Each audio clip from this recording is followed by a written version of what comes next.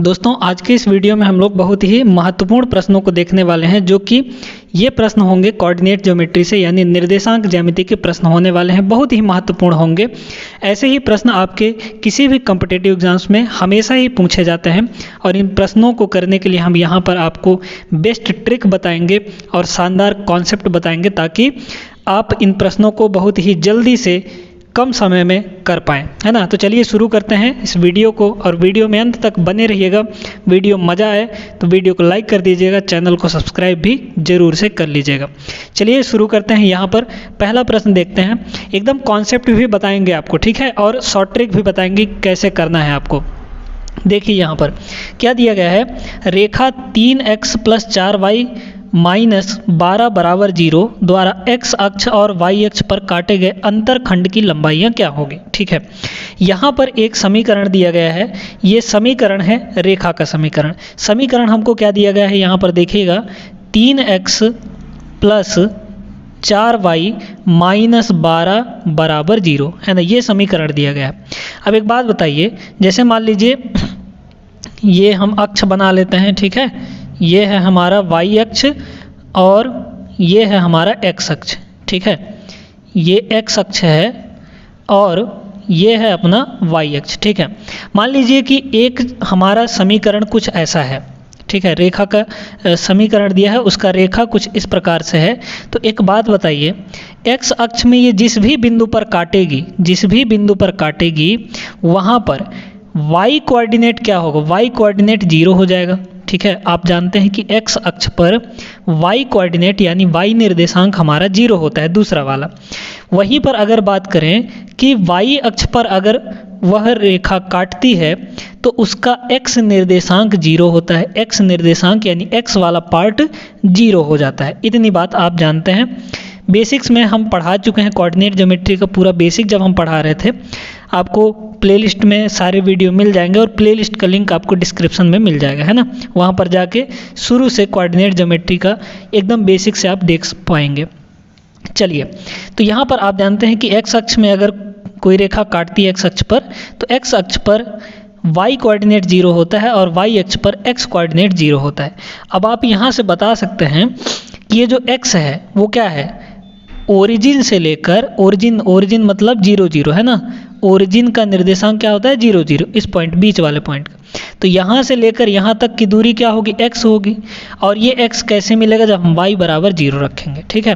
तो अगर हमको x अक्ष में कितनी लंबाई है ये देखना है, तो y = 0 रख दीजिए यहाँ पर। तो जैसे ही हम y = 0 रखेंगे तो ये y हमारा क्या हो गया, 0 हो गया, ठीक है। y हमारा क्या हो जाएगा, 0 हो जाएगा। अच्छा, इसको यहाँ पर, ठीक है, तो y हमारा 0 हो गया, तो ये तो हमारा खलास हो गया। बचा क्या यहाँ पर, 3x - 12 = 0 बचा, है ना। तो यहाँ से x बराबर कितना हो जाएगा, इस -12 को उधर ले जाइए तो +12 और बटे में 3 आ जाएगा, यानी 12/3। तो 12/3 का अर्थ होता है 4, यानी x का वैल्यू यहाँ पर जो पॉइंट होगा वो क्या होगा, 4 और 0 हो जाएगा, ठीक है। ये पॉइंट क्या होगा, 4 और 0। अच्छा, अंतरखंड की लंबाई पूछा है ना, तो x कितना होगा हमारा, ये यहाँ से यहाँ तक की दूरी 4 हो जाएगी।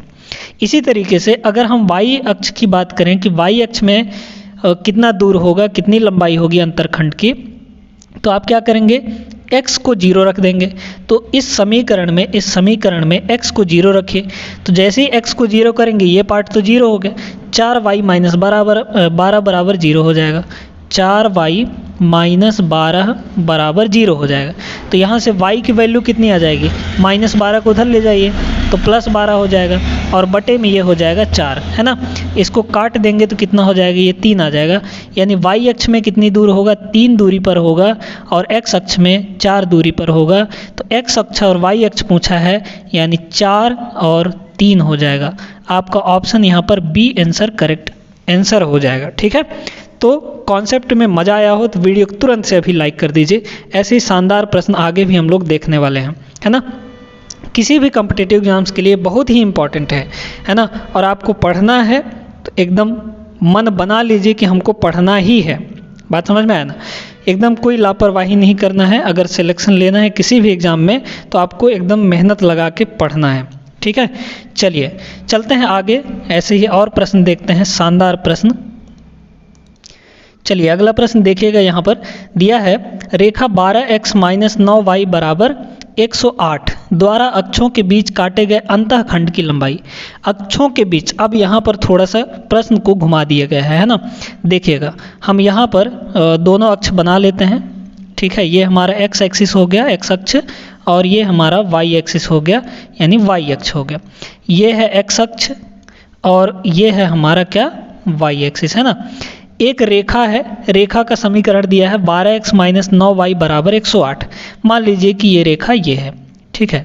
अब ये x अक्ष और y अक्ष को कहीं ना कहीं तो काटेगी, है ना, कहीं ना कहीं तो काटेगी। तो यहाँ से इस पॉइंट O से, ये ओरिजिन से लेकर यहाँ तक की दूरी, इस पॉइंट को मान लेते हैं A, और जो y अक्ष में कट रहा है उस पॉइंट को मान लेते हैं B, ठीक है। तो O से लेकर A तक की दूरी कैसे निकालेंगे, y बराबर 0 रखकर इसमें, तो y बराबर 0 रख दीजिए। यहाँ पर क्या हो जाएगा, 12x माइनस 9y बराबर कितना हो जाएगा, 108 हो जाएगा, है ना। अब A पॉइंट का मतलब O से लेकर A तक की दूरी निकालना है, या फिर ऐसा कह लें कि x अक्ष में जहाँ पे काट रहा है उसका निर्देशांक निकालने के लिए क्या करेंगे, y बराबर 0 रख देंगे। तो यहाँ पर y बराबर आप 0 रख दीजिए, ठीक है, y बराबर आप 0 रख दीजिए, ठीक है।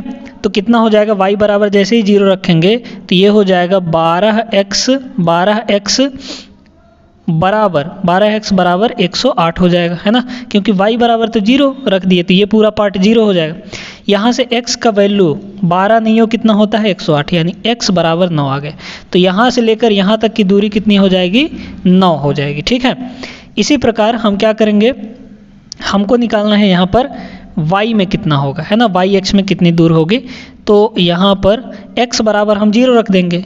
हमको अगर इसका निर्देशांक चाहिए तो x बराबर 0 रखना पड़ेगा। तो इसमें x बराबर 0 रखिए तो ये टोटल 0 हो गया, माइनस 9y बराबर 108 आ जाएगा, माइनस 9y बराबर 108 हो जाएगा।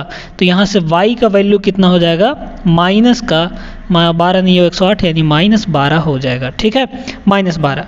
इसका मतलब क्या है कि ये जो पॉइंट है वो नीचे आएगा कहीं, है ना, क्योंकि निगेटिव माइनस यहाँ पे होता है, तो यहाँ पे कहीं पे होगा, है ना, पॉइंट B जो है यहाँ पे कहीं पे होगा, इधर नहीं होगा, ठीक है। इसका मतलब जो हमारा रेखा का समीकरण बनेगा वो कुछ इस प्रकार से बन जाएगा, इस तरीके से, ठीक है। देखिए तो यहाँ से लेकर O से लेकर B तक की दूरी कितनी आई है, -12, या फिर हम इसको अगर दूरी के रूप में लेंगे तो +12 हो जाएगा, है ना, कितना हो जाएगा, +12।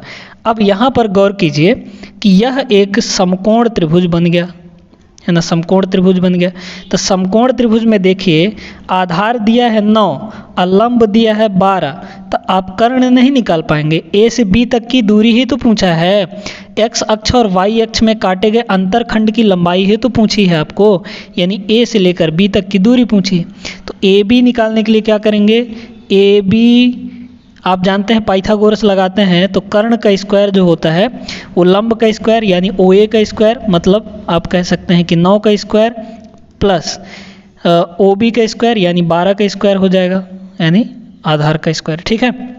तो कितना हो जाएगा, यहाँ से 9 का स्क्वायर होता है 81, है ना, 9 का स्क्वायर कितना हो जाता है 81 प्लस 12 का स्क्वायर 144।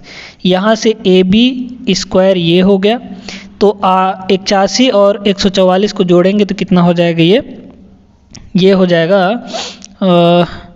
5, है ना, 8 4 12 और 8 4 12 2 हासिल 1 और 1 2, यानी 225 हो गया। तो AB स्क्वायर बराबर 225, इधर से स्क्वायर हटाएंगे तो इधर लग जाएगा वर्गमूल। अब 225 का वर्गमूल कितना होता है 15, यानी A से लेकर B तक अंतःखंड की लंबाई कितनी आ गई, ये हमारा 15 इकाई आ जाएगा, 15 यूनिट आ जाएगा, ठीक है, 15 यूनिट। तो आपका ऑप्शन यहाँ पर C नंबर करेक्ट आंसर हो जाएगा। इस तरीके से आपको करना है। बात क्लियर हो गई, ठीक है। चलिए एक बार क्या करना है, यहाँ पर हम आपको पिक्चोरियल डायग्राम बना के समझा दिए हैं। वैसे तो आपको सीधा सीधा देखना है, एक बार x को 0 रखेंगे तो y का वैल्यू आएगा, एक बार y का वैल्यू 0 रखेंगे तो x का वैल्यू आ जाएगा। यहाँ से आप दोनों के स्क्वायर करके यहाँ से आप अंतःखंड की लंबाई ज्ञात कर सकते हैं। उम्मीद है कि ये सवाल भी आपको अच्छे से क्लियर हो गया होगा। चलते हैं आगे अपने अगले सवाल पर। तो देखिएगा साथियों, यहाँ पर अपना अगला सवाल क्या दिया है, वह बिंदु ज्ञात कीजिए जहाँ रेखा 2x - 3y = 12 x अक्ष और y अक्ष को काटती है। अब वो बिंदुएं हमको निकालनी है कि x अक्ष पर किस बिंदु पर काटेगा और y अक्ष पर किस बिंदु पर काटेगा। ठीक है, तो एक बार x अक्ष में किस बिंदु पर काट रहा है तो आप क्या करेंगे, x निकालेंगे और y को 0 करेंगे। अगर वहीं पर y अक्ष के लिए हमको देखना है कि y अक्ष पर कहाँ काटेगा तो आप क्या करेंगे, x को 0 रखेंगे और y निकालेंगे, है ना। ये दोनों बिंदुएं हो जाएंगे। तो देखिएगा, x अक्ष के लिए निकालेंगे, x अक्ष पर कहाँ पे काट रही है तो हम y को 0 रखेंगे। हमारे पास समीकरण दिया गया है 2x - 3y बराबर कितना है, 12। तो आप क्या करेंगे, x अक्ष के लिए निकालना है तो y को 0 कर दीजिए। तो यहाँ पे जैसे ही y को हम 0 करेंगे तो ये पूरा भाग तो 0 हो गया, यानी 2x बराबर 12 हो जाएगा। 2x बराबर कितना हो गया, 12 हो गया। तो यहाँ से x का वैल्यू कितना आ जाएगा, 6 आ जाएगा, यानी यहाँ पे क्या होगा, 6 होगा। तो 6 और 0, एक पॉइंट तो हमारा 6 और 0 हो गए। दूसरे पॉइंट के लिए यानी y अक्ष पे कहाँ पे काट रही है उसको निकालने के लिए x बराबर 0 रखेंगे। तो आप क्या करिए, x बराबर 0 रख दीजिए यहाँ पर। तो 2x यानी ये पूरा का पूरा 0 हो गया, मतलब हमारे पास बचा क्या, हमारे पास बचा -3y बराबर का 12। तो यहाँ से y की वैल्यू कितनी आ जाएगी, -3 को उधर ले जाके बटे कर दीजिए तो -4 आ जाएगा। यानी यहाँ पे क्या होगा, यहाँ पे हो जाएगा, ये हो जाएगा 0 - 4। तो देख लीजिए कौन सा ऑप्शन आपका सही है, 6 0 और 0 - 4। तो 6 0 और 0 - 4 ऑप्शन सी यहाँ पर आपका करेक्ट आंसर दिख रहा है। ठीक है, उम्मीद है कि ये सवाल भी आपको समझ में आ गया होगा। भाई x अक्ष को काट रहा है तो y कोऑर्डिनेट 0 होगा। x अक्ष को जहाँ पे काटेगा ये x अक्ष को काटने वाली बिंदु है ना, x अक्ष पर, और ये क्या है, y अक्ष पर काटने वाली बिंदु है, y अक्ष पर। तो देख लीजिए x अक्ष में y = 0 होता है और y अक्ष में x = 0 होता है। बस आप रख दीजिए, आपका आंसर आ जाएगा। क्लियर हो गई बात। चलिए आगे चलते हैं अगले प्रश्न पर। चलिए ये प्रश्न देखिए, एक बार वीडियो पॉज करके इस प्रश्न को बनाने की कोशिश करिए खुद से, है ना, क्योंकि पिछले ही प्रश्न जैसा ये भी प्रश्न है हमारा। क्या दिया गया है, 3x - 5y बराबर 3x - 5y बराबर 15 दिया है। अब पूछ रहा है कि x अक्ष और y अक्ष को किन किन बिंदुओं पर काटेगा। तो x अक्ष को निकालने के लिए क्या करेंगे, y को 0 करेंगे। तो यहाँ पर y को 0 कर दीजिए। तो y को जैसे ही 0 करेंगे ये पूरा का पूरा 0 आ जाएगा, यानी 3x बराबर कितना हो गया, 15 हो गया। तो यहाँ से x की वैल्यू कितनी आ गई, 5 आ जाएगी। यानी जो हमारा पॉइंट बनेगा वो क्या बनेगा, x अक्ष पर 5 और y तो हमारा 0 होता है। ठीक है, इसी प्रकार हम क्या करेंगे, y अक्ष को किस बिंदु पर काट रही है वो निकालने के लिए x बराबर 0 करेंगे। तो यहाँ पर x बराबर 0 कर दीजिए। तो जैसे ही x बराबर 0 करेंगे यहाँ पे हो जाएगा ये -5y = 15। तो यहाँ से y की वैल्यू कितनी आ जाएगी, -3 आ जाएगी। यानी जो हमारा पॉइंट बनेगा वो बनेगा 0 और -3, y बराबर -3 है ना, और x तो हमारा y अक्ष पे 0 होता है और x अक्ष पे y हमारा 0 होता है। तो हमारे दो पॉइंट्स कौन कौन से आए, 5 0 और 0 -3। यानी आपका ऑप्शन यहाँ पर ए सही दिख रहा है, इसी पे आप टिक कर देंगे, है ना। चलिए उम्मीद है कि आप वीडियो पॉज करके बनाए होंगे और आपका आंसर जो है वो करेक्ट आया होगा, सही आया होगा। चलिए आगे चलते हैं, कुछ अलग तरह के प्रश्न देखते हैं हम लोग। देखिएगा दोस्तों, यहाँ पर दिया है बिंदु P, है ना, एक बिंदु ये दिया है जिसका निर्देशांक दिया गया है आपको, है ना, और बिंदु Q के बीच की दूरी निकालनी है। अब यहाँ पर एक फॉर्मूला लगता है आपको, है ना, बता देते हैं क्या फॉर्मूला है कि अगर एक पॉइंट है हमारा जिसका निर्देशांक दिया है x1 y1 और दूसरा पॉइंट है हमारा जिसका निर्देशांक है x2 और y2, है ना। अब इन दोनों बिंदुओं के बीच की दूरी अगर आपको निकालनी है तो क्या करना है आपको, सबसे पहले तो आपको लगाना है अंडर रूट, ठीक है, अंडर रूट लगाना है। अब क्या करना है, x2 माइनस x1 कर देना है, यानी दोनों का x निर्देशांक घटा के स्क्वायर कर दीजिए। तो x2 माइनस x1 करेंगे, x2 माइनस x1 और इसका हम कर देंगे होल स्क्वायर। अब प्लस कर देना है दोनों का y निर्देशांक घटाकर, यानी y2 माइनस y1 है ना, तो y2 माइनस y1 और इसका स्क्वायर कर देंगे, दोनों बिंदुओं के बीच की दूरी आ जाएगी, है ना। ये काम आपको करना है। तो देख लीजिए, पहला पॉइंट हमारा P है, दूसरा पॉइंट हमारा Q है। आप क्या करिए, दोनों का x निर्देशांक घटाइए।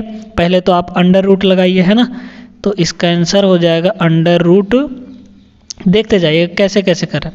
तो 7 में से हम घटाएंगे -2 को, है ना, पहला x कोऑर्डिनेट घटाएंगे, तो 7 में से हम घटाएंगे -2 को और इसका स्क्वायर कर देंगे। फिर क्या करेंगे, प्लस करेंगे और -1 में से घटाएंगे 6 को, तो -1 में से घटा दीजिए 6 को और इसका स्क्वायर कर दीजिए। देख लीजिए अब यहाँ पर आंसर क्या आ जाएगा आपका, 7 और माइनस माइनस क्या हो जाएगा, प्लस, तो 7 और प्लस 2 9 हो गया, 9 का स्क्वायर कितना होता है, 81 हो जाता है, प्लस अब -1 और -6 आप जानते हैं कि जब दोनों जगह माइनस है तो जुड़ेगा, है ना, तो -1 और -6 -7 हुआ, -7 का स्क्वायर हो जाएगा प्लस का 49, ठीक है। इन दोनों को जोड़ दीजिए, आपका उत्तर आ जाएगा। देखिए 9 1 10, 10 का शून्य हासिल, 1 8 4 12, 1 कितना हो गया 13 हो गया, यानी 130 यही आपका आंसर हो जाएगा अंडर रूट में, है ना। तो आपका ऑप्शन यहाँ पर डी आंसर करेक्ट आंसर हो जाएगा। बात क्लियर हो गई। इसी तरीके से आपको करना है। अगर दो बिंदुओं के बीच की दूरी पूछे तो दोनों के x कोऑर्डिनेट घटा के स्क्वायर प्लस दोनों के y कोऑर्डिनेट घटाकर स्क्वायर और सबका अंडर रूट लगा दीजिए। उसको सॉल्व करेंगे तो आपका आंसर निकल कर आ जाएगा। प्रैक्टिस करते हैं आप तो बहुत जल्दी जल्दी ये प्रश्न होते जाते हैं। आप 10 सेकंड के अंदर इसको बता सकते हैं। सिर्फ देखकर मन में करिए और एक लाइन में आंसर आपका आ सकता है। ठीक है, एक लाइन पेन चलाने की ज़रूरत है आपको, है ना। चलिए आगे चलते हैं अगले प्रश्न पर। देखिए अगला शानदार प्रश्न यहाँ पर आपके सामने दिख रहा होगा। इसको एक बार आप बनाने की कोशिश करिए वीडियो को पॉज करके, है ना। देखिए क्या दिया है, दो बिंदुएं दी गई हैं। पहले बिंदु का निर्देशांक है 1 4, दूसरे का है 3 8। इससे गुजरने वाली रेखा का प्रवणता निकालना है आपको। पहला बिंदु हमारे पास क्या है, पहला बिंदु है 1 4, है ना। और दूसरा बिंदु है हमारे पास, दूसरा बिंदु है कौन सा, 3 और 8, है ना। इससे जो भी रेखा गुजर रही है, मान लीजिए इन दोनों बिंदुओं से होकर ये वाली रेखा गुजर रही है, इस रेखा का ढाल क्या होगा, प्रवणता क्या होगा, स्लोप क्या होगा। ठीक है, प्रवणता, ढाल या स्लोप कहिए, तीनों एक ही चीज़ है ना। तो इसका जो स्लोप है देखिएगा कैसे निकालते हैं, है ना। स्लोप को हम लोग डिनोट करते हैं, यानी प्रवणता को डिनोट करते हैं m से। तो इसका जो m होगा वो क्या कैसे निकालते हैं हम, याद रखिएगा y2 माइनस y1। देखिएगा ये मान लीजिए हमारा पहला पॉइंट है x1 और y1, है ना। और ये हमारा है दूसरा पॉइंट x2 और y2। ठीक है, तो प्रवणता जब निकालते हैं तो क्या करते हैं, y2 माइनस y1, है ना। तो कितना हो जाएगा y2 माइनस y1 और बटे कर देते हैं x2 माइनस x1, दोनों का x निर्देशांक घटा देते हैं तो हो जाएगा x2 माइनस x1। ठीक है, इतना काम करते हैं। तो देख लीजिए यहाँ पर कि क्या हो जाएगा इसका, 8 माइनस 4, तो ये हो गया 8 माइनस 4। अब बटे में 3 माइनस 1, यानी दोनों का x निर्देशांक घटा दीजिए तो 3 माइनस 1 कितना हो गया, 8 माइनस 4 4 हुआ और ये हो जाएगा 3 माइनस 1 2 हो गया। यहाँ से इसको काटेंगे तो आपका आंसर क्या आ जाएगा, 2, है ना। तो स्लोप यानी प्रवणता कितनी आ गई, 2 आ गई। आपका ऑप्शन यहाँ पर डी आंसर करेक्ट हो जाएगा। तो जब दो बिंदुएं दी गई हों तो y2 माइनस y1 बटे x2 माइनस x1 करेंगे तो आपका स्लोप आ जाएगा, यानी ढाल आ जाएगा, प्रवणता जिसको कहते हैं, है ना। तो क्लियर हो गया होगा ये भी प्रश्न। चलते हैं अगले प्रश्न पर। चलिए इस सवाल को देखिएगा, ये भी पिछले प्रश्न जैसा ही है, इसमें भी आपको प्रवणता निकालनी है। दो बिंदुएं दी गई हैं, कौन कौन सा, पहला बिंदु है 1/2 और 4। ठीक है, पहला बिंदु ये है और दूसरा बिंदु आपको दिया गया है 3 और 4/3 है ना, ये बिंदु, दो बिंदुएं दी गई हैं। प्रवणता निकालनी है तो स्लोप कितना हो जाएगा, स्लोप है ना प्रवणता, स्लोप अभी अभी हम आपको बताए हैं कि स्लोप कैसे निकालते हैं, y2 माइनस y1, यानी आप क्या करेंगे 4/3 में से इसके y को घटा देंगे है ना, और बटे में इसके x से इसके x को घटा दीजिए, यानी कितना हो जाएगा 3 माइनस 1/2 हो जाएगा। ठीक है, चलिए इसको सॉल्व कर लीजिए, आपका उत्तर बन जाएगा। तो 4 माइनस 4 3 कितना हो जाएगा, 3 चौको 12, तो 4 माइनस 12 हो जाएगा ऊपर, 4 माइनस 12 करेंगे तो कितना आएगा, -8 आ जाएगा, और बटे में 3 हो गया, और पूरे का बटे क्या हो जाएगा, 3 दूना 6 है ना, 3 दूना 6 और माइनस कितना हो जाएगा, यहाँ पर ये हो जाएगा 1 है ना, तो 6 माइनस 1 कितना होगा, 5 हो जाएगा, और बटे में कितना हो जाएगा 2। ठीक है, अब इसको सॉल्व करेंगे तो कितना आ जाएगा, -8/3, और इसको गुणा कर देंगे तो ये उल्टा हो जाएगा है ना, तो 2 ऊपर चल जाएगा, 5 नीचे आ जाएगा। कर दीजिए इसको, 8 दूना 16 माइनस का 16 और बटे 5 तियाँ 15, -16/15 आपका आंसर आ जाएगा। कितना आ जाएगा, -16/15 है ना, तो आपका ऑप्शन यहाँ पर सी करेक्ट आंसर बन जाएगा। ठीक है, चलिए उम्मीद है ऐसे प्रश्न भी आपको बन जाएंगे। अब चलिए आगे देखते हैं अगले प्रश्न पर। प्रवणता का एक और क्वेश्चन देखिए क्या दिया है, उस रेखा की प्रवणता ज्ञात कीजिए जो बिंदु 2 -1 और -3 -5 से गुजरने वाली रेखा के लंबवत है। अब यहाँ पर ये बड़ा ही शानदार प्रश्न है ना, इसमें बोल रहा है कि भैया ये जो P और Q है, दो बिंदुएं हैं, इनको मिलाने वाली रेखा के एक लंबवत रेखा जो है उसका प्रवणता क्या होगा। ठीक है, उस रेखा का प्रवणता नहीं पूछ रहा है, उसके लंबवत रेखा का प्रवणता पूछ रहा है। तो देखिएगा बड़ा ही आसान सा इसका तरीका है, कॉन्सेप्ट आप समझ लीजिए फिर आप यहाँ पर बात करते। ठीक है, देखिए जैसे मान लीजिए हमारे पास 2 पॉइंट्स हैं ना, एक पॉइंट ये P है, इस बिंदु P का निर्देशांक दिया गया है आपको यहाँ पर 2 और -1 है ना, और दूसरा पॉइंट है हमारे पास Q, और इस Q का निर्देशांक दिया गया है -3 और -5। ठीक है, ध्यान से देखते जाइएगा, इनसे गुजरने वाली रेखा ये होगी। अब इस रेखा के लंबवत एक रेखा है, उसका निर्देशांक पूछा है, मतलब उसका प्रवणता पूछा है। तो इस रेखा के लंबवत एक रेखा बना दीजिए यहाँ पर। ठीक है, इस रेखा का प्रवणता हमको चाहिए, इस रेखा का प्रवणता चाहिए हमको, यानी स्लोप चाहिए कितना होगा। ठीक है, जो इस रेखा के लंबवत है, लंबवत देख लीजिए यहाँ पर 90 डिग्री। ठीक है, तो एक काम करिए आप देखिएगा, ये जो रेखा है जो P और Q से होकर जा रही है, इस रेखा का प्रवणता हम मान लेते हैं M1, और इस रेखा का प्रवणता हम मान लेते हैं M2 जो कि लंबवत है। याद रखिएगा एक पॉइंट बहुत ही मोस्ट इम्पॉर्टेंट पॉइंट है, वो पॉइंट ये है कि अगर 2 रेखाएं लंबवत होती हैं, है ना, अगर 2 रेखाएं लंबवत हैं, यहाँ पर देख लीजिए दोनों रेखाएं लंबवत हैं, तो दोनों रेखाओं के प्रवणताओं का गुणनफल कितना होता है, -1 के बराबर हो जाता है। ठीक है, फिर से सुनिए, यदि 2 रेखाएं लंबवत हैं, एक दूसरे के परस्पर लंबवत हैं, तो दोनों रेखाओं की प्रवणता का गुणनफल -1 के बराबर होता है। तो देखिएगा यहाँ पर M1 तो हम आसानी से निकाल सकते हैं, यानी बिंदु P और Q से होकर जाने वाली रेखा का प्रवणता हम निकाल सकते हैं। तो M1 कितना हो जाएगा, निकाल लीजिए यहाँ पर, M1 हो जाएगा y2 माइनस y1। तो y2 हमारा कितना है, देखिए पॉइंट्स हमारे पास क्या क्या दिए गए हैं, 2 -1 और -3 5 दिया गया है। तो y2 क्या है हमारा -5 और y1 है हमारा -1।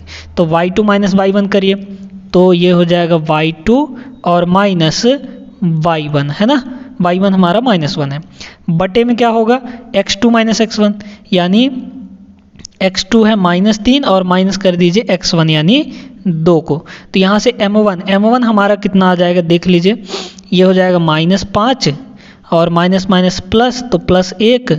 अब बटे में ये कितना हो जाएगा, -3 और -2 -5 हो जाएगा। ठीक है, तो यहाँ से ये हो गया कितना, -4 और बटे -5 है ना, काटेंगे माइनस माइनस कैंसिल हो जाएगा तो कितना आ जाएगा, ये 4/5 आ जाएगा, 4/5 आ जाएगा। ठीक है, उम्मीद है कि यहाँ तक आपको क्लियर हो गया होगा। ठीक है, यानी m1 जो है हमारा इस रेखा का स्लोप आपके पास आ गया 4/5।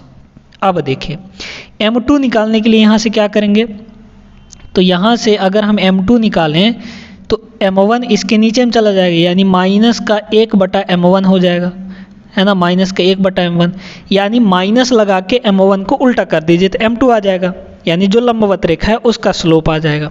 ठीक है, तो यहाँ से m1 तो हमारे पास आ गया, कितना, m1 आ गया हमारे पास 4/5। तो m2 भैया कितना होगा, m2 कह रहा है m1 को उल्टा करके माइनस लगा दीजिए, तो m1 को उल्टा करिए तो 4/5 हो जाएगा, है ना, और माइनस लगा दीजिए बस। तो -4 यहाँ पर उल्टा करेंगे ना, उल्टा करेंगे तो 5 ऊपर चल जाएगा, है ना, तो 5/4 हो जाएगा और माइनस लगा दीजिए तो ये हो गया माइनस, यानी m2 हमारे पास कितना आ गया, m2 हमारे पास आ गया यहाँ पर -5/4, यही आपका आंसर हो जाएगा। तो लंबवत गुजरने वाली रेखा का जो स्लोप होगा वो कितना होगा, -5/4 हो जाएगा। आपको ऑप्शन यहाँ पर सी करेक्ट आंसर दिख रहा होगा। तो ये प्रश्न भी हमने अच्छे से समझ लिया। इस तरह के प्रश्न अब जब भी आएगा आप कर ले जाएंगे, है ना। ये पॉइंट जरूर से नोट कर लीजिएगा यहाँ पर कि जब दो रेखाएं लंबवत होती हैं तो m1 इंटू m1 दोनों रेखाओं का स्लोप उनका मल्टीप्लाई करते हैं तो -1 के बराबर होता है। बात क्लियर हो गई। ठीक है, चलिए आगे चलते हैं, कुछ प्रश्न यहाँ पर और हम लोग देखते हैं। अब यहाँ पर ये प्रश्न देखेगा, ये थोड़ा सा अलग प्रश्न है, इसमें समीकरण दे के आपसे प्रवणता पूछ रहा है। रेखा का समीकरण दिया है, समीकरण से आपको बताना है कि इसकी प्रवणता क्या होगी। ठीक है, बहुत ही आसान है, देखते जाइएगा बस। ठीक है, तो सबसे पहले तो हम देखते हैं कि हमको समीकरण क्या दिया है। हमको समीकरण दिया है 2x + 3y = 7, है ना, ये चीज़ हमको दिया गया है। अब देखिए, अगर समीकरण देकर आपसे प्रवणता पूछे यानी स्लोप पूछे तो आपको क्या करना है, जो स्लोप m होता है वो होता है माइनस ऑफ क्या, x का गुणांक, है ना, गुणांक मतलब कॉफिशिएंट जो x के बगल में होता है। अब बटे में क्या करते हैं, y का गुणांक कर देते हैं। ठीक है, y का गुणांक, तो यहाँ पर देख लीजिए x का गुणांक और y का गुणांक कितना कितना है, तो इसका जो स्लोप हो जाएगा, इस समीकरण का स्लोप क्या होगा, माइनस x का गुणांक, यानी x के बगल में क्या है, यहाँ पर 2 है ना, +2। याद रखिएगा जब भी गुणांक लिखते हैं ना तो चिन्ह सहित लिखते हैं। भाई x के बगल में +2 है तो हमने +2 ले लिया, ये माइनस इसका वाला माइनस है। अब बटे में क्या हो जाएगा, y का गुणांक, तो y के बगल में +3 है तो यहाँ पर +3 हो जाएगा, यानी -2/3 इसका प्रवणता हो जाएगा। ठीक है, इसका स्लोप कितना आएगा, -2/3 आ जाएगा। क्लियर हो गई बात। चलिए, ये प्रश्न भी हमने अच्छे से कर लिया। तो जब भी आपको समीकरण देगा तो आपको ये वाला फॉर्मूला लगा लेना है, -x का गुणांक बटे y का गुणांक हो जाता है उसका प्रवणता, यानी ढाल हो जाता है। ठीक ना। चलिए, एक प्रश्न यहाँ पर जो कि बहुत ही महत्वपूर्ण प्रश्न है उसको हम लोग करते हैं। देखिए, ये प्रश्न दिया है, ये प्रश्न बहुत ही शानदार प्रश्न है। उस त्रिभुज का क्षेत्रफल ज्ञात कीजिए जो रेखा 8x - 3y = 24 x अक्ष और y अक्ष से बनता है। 3 चीज़ें हैं यहाँ पर। ठीक है, एक त्रिभुज बन रहा है जो इस रेखा और x अक्ष और y अक्ष इन तीनों को मिलाकर एक त्रिभुज बना रहा है। उस त्रिभुज का क्षेत्रफल हमको बताना है। तो ध्यान दीजिएगा, यहाँ पर हम थोड़ा सा आपको बता देते हैं। ये है हमारा x अक्ष, है ना, ये है हमारा x अक्ष, और ये बना लीजिए आप y अक्ष, तो ये हो गया हमारा y अक्ष, है ना। अब एक जो रेखा है, ये रेखा x अक्ष और y अक्ष को कहाँ पर काटेगा वो आपको निकालना पड़ेगा। तो हम आपको टेक्निक बता चुके हैं कैसे निकालना है। x अक्ष पे कहाँ पे काटेगा, जहाँ पे y = 0 होगा। तो हमको जो समीकरण दिया है, समीकरण क्या दिया है, 8x - 3y बराबर कितना, 24। y = 0 रखिए तो x का मान आएगा, यानी x अक्ष में कितना दूर है वो आ जाएगा। ठीक है ना। तो कितना हो जाएगा यहाँ पर y इक्वल टू 0 रखेंगे तो 8x बराबर 24 है ना, 8x बराबर कितना हो जाएगा 24 हो जाएगा। तो यहाँ से x की जो वैल्यू हो जाएगी 8 3 24 यानी 3 हो जाएगा, ठीक ना। तो x अक्ष में कितना दूर है, ये 3 दूरी पर है, यानी यहाँ पर है, यहाँ पर, ठीक है, 3 है, 3 0। अब ऐसे ही y अक्ष में निकालना है तो x बराबर 0 रख दीजिए। तो x बराबर जैसे ही 0 रखेंगे यहाँ पर कितना हो जाएगा, ये -3y बराबर का 24 हो जाएगा, यानी y बराबर यहाँ से कितना आ जाएगा -8 आ जाएगा, ठीक है। -3 को इधर ले जाएंगे तो 8/-3 यानी -8 हो जाएगा, ठीक है। ये चीज़ यानी y अक्ष को कहाँ पे काटेगा, -8 पे काटेगा। तो -8 मान लीजिए यहाँ पर है, तो यहाँ का निर्देशांक क्या हो जाएगा 0, x कोऑर्डिनेट 0 और y कोऑर्डिनेट -8। अब इन दोनों बिंदुओं को x अक्ष और ये जो रेखा है, तो रेखा कैसा बन जाएगा, कुछ इस तरीके से बन जाएगा, हमारा जो रेखा है वो बन जाएगा, ठीक है। अब देखिए त्रिभुज बन गया कि नहीं बन गया, बिल्कुल बन गया। यहाँ पर ये हमारा x अक्ष वाला ये पूरा है x अक्ष और y अक्ष, और ये जो रेखा है जो हमको दिया गया था 8x - 3y बराबर 24, इनसे एक त्रिभुज बना है। इस त्रिभुज का क्षेत्रफल चाहिए आपको। तो यहाँ से O से लेकर इस बिंदु तक A तक है ना, और इस बिंदु को मान लीजिए B, तो O से लेकर A तक कितना दूर होगा, ये 3 दूरी पर होगा है ना, और O से लेकर B तक कितना दूर होगा, 8 दूरी पर होगा, ठीक है। भले -8 है तो वो निर्देशांक -8 है। दूरी की अगर बात करेंगे तो O से लेकर B तक कितना होगा, 8 दूरी पर होगा, ठीक है। अब देखिए ये है हमारा समकोण त्रिभुज। तो समकोण त्रिभुज का भैया जो क्षेत्रफल होता है वो क्या होता है, 1/2 आधार गुणा ऊंचाई, यही तो होता है। तो जो इसका एरिया हो जाएगा, क्षेत्रफल हो जाएगा, एरिया वो कितना होगा 1/2 आधार और गुणे क्या होता है, ऊंचाई हो जाता है, ठीक है। तो आधार यहाँ पर कितना है बताइए, तो कितना हो जाएगा 1/2 आधार हमारा क्या है 3 है ना। देखिए भाई यहाँ से ये समकोण त्रिभुज बन रहा है तो आधार हमारा क्या होगा 3 होगा, तो आधार हमारा 3 हो गया। गुणे ऊंचाई कितनी होगी, 0 से लेकर O से लेकर B तक यानी 8 हो जाएगा। बस इसको आप सॉल्व कर लीजिए, आपका आंसर आ जाएगा। देखिए 2 से ये कितनी बार में कट जाएगा, 4 बार में, 4 3 12 हो गया, यानी 12 स्क्वायर यूनिट यानी वर्ग 12 वर्ग इकाई आ जाएगा इसका आंसर, है ना, 12 वर्ग इकाई। तो कौन सा आंसर सही हो जाएगा आपका, ऑप्शन ए आपका यहाँ पर करेक्ट आंसर दिख रहा है।